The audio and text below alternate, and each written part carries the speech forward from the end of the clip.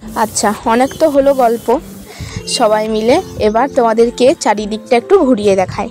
এইটা হচ্ছে বড় দিদির বাড়ি, এটা হচ্ছে একটা রুম, আর এইটা হচ্ছে বড় বারান্দা একটা, আর ওই সাইডে হচ্ছে বাথরুমটা, আর এইটা হচ্ছে আর একটা রুম, আর এটা হচ্ছে সিঁড়ির ওপরেও দুটো রুম আছে, সে দুটো আর উঠে দেখালাম না।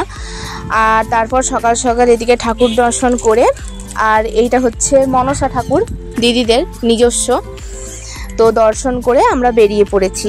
আর রাতে বৃষ্টি হওয়ার কারণে সকালের ভিউটা এত ভালো ছিল, আর দিদির ঘরটা হচ্ছে একদম পুকুরের সাইডে, খুব সুন্দর মিষ্টি হাওয়া বইছিল, আর সকালবেলাটা বেশ ভালো লাগছিল।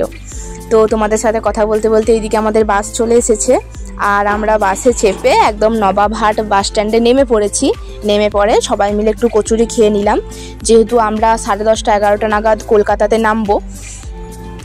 তো এদিকে আমাদের টিকিট কাটাও হয়ে গেছে, 9টার সময় বাস, তো বাস চলে এসেছে। এবার আমরা হেঁটে হেঁটে যাচ্ছি, বাসে উঠবো। আর সেই সময় বৃষ্টিটা একটু হালকা কমেছিল।